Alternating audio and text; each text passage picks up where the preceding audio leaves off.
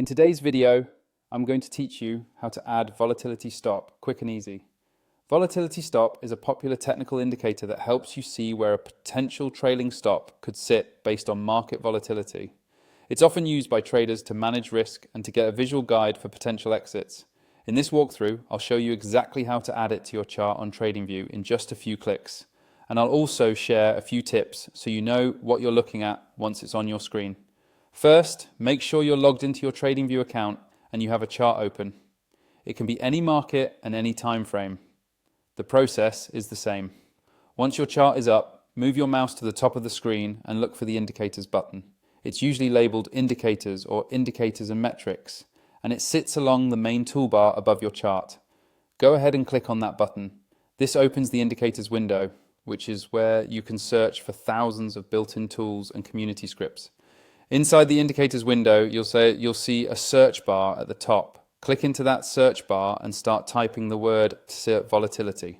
As you type, Tradingview will automatically filter the list below and show you any indicators that match that keyword. Give it a second to load if needed, especially if your internet connection is a bit slow. Among the results, look for the indicator called Volatility Stop. It should appear under the built-in indicators section. Make sure you're selecting the standard Volatility Stop and not a custom script, unless you specifically want a modified version. Once you've found it, simply click on Volatility Stop. As soon as you click, the window will close and the indicator will be added directly to your chart. You'll now see the Volatility Stop plotted as a line that moves around price, often changing color depending on the trend direction.